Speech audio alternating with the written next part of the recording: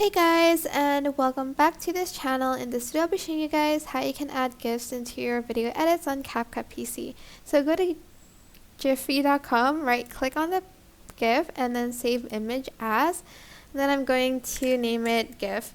Then I'm going to press save. Then I'm going to open CapCut, select import, and select that GIF that you just downloaded. I'm just going to select that.